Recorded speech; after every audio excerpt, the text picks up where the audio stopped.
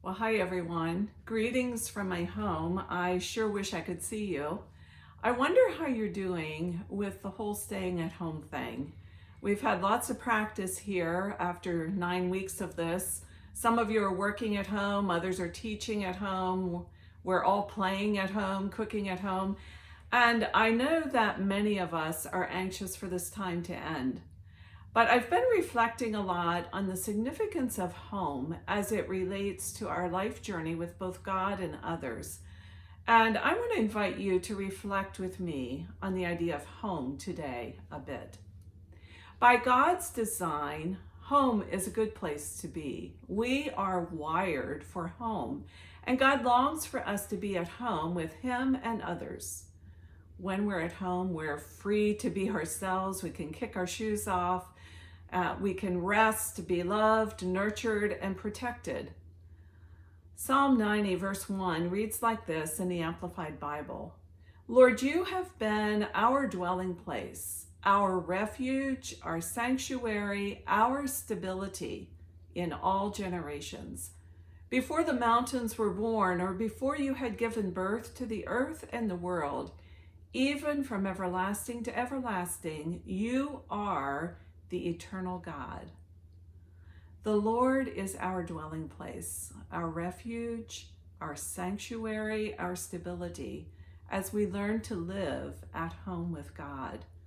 And it's an eternal place from everlasting to everlasting through all generations.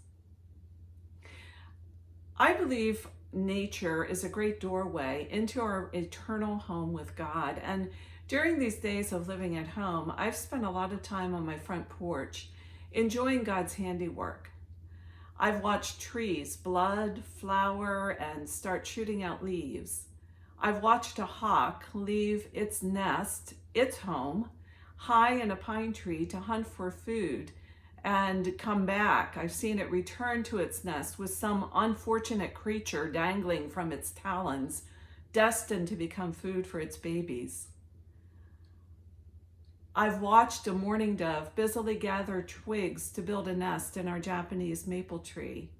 And in this difficult time of pandemic, all of nature reminds us that there is an eternal God who has been and will be our dwelling place, our refuge, our sanctuary, our stability in all generations.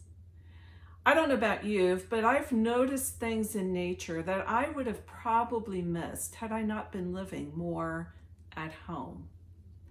So I'm curious, what have you noticed during these days that reminds you that God has made His dwelling place with us? So home is a good place to be, but the second thing I've noticed is that it's hard to stay home, both literally and figuratively. I sometimes get restless and I want to go here, there, and do this or do that. And the same is true for me in making God my dwelling place or my home. There are often longings, desires that stir and draw me away from center. I can fret and get frustrated because I want to go to church, don't we all? I want to go shopping. I want to go play games with friends. I want to go out to eat or go to a concert. I'm eager to leave my home. And there's nothing wrong with these things. In fact, they are indeed legitimate desires and part of our normal lives. But they remind me of my restless heart. I found that these are great days to practice staying at home with Jesus.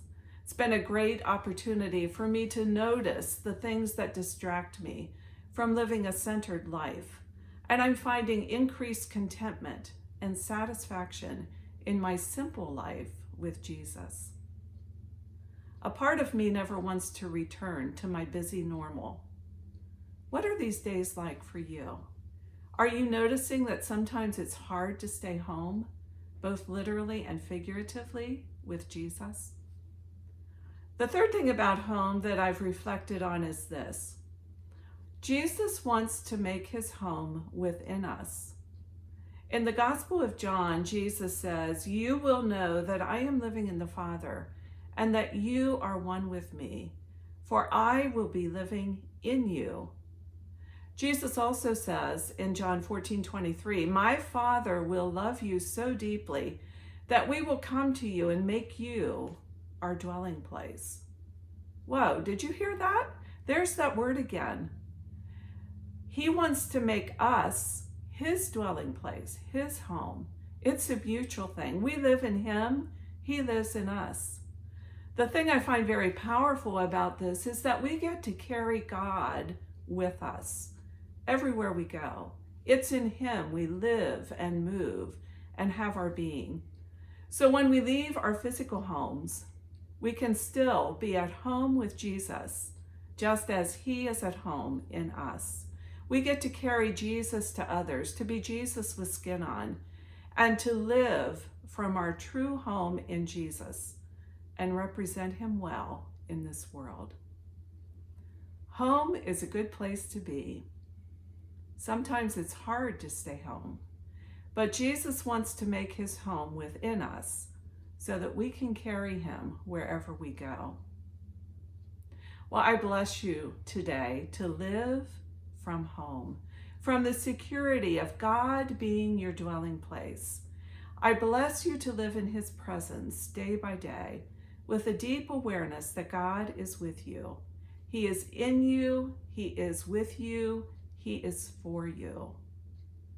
You carry his beauty and the reality of his transforming presence wherever you go.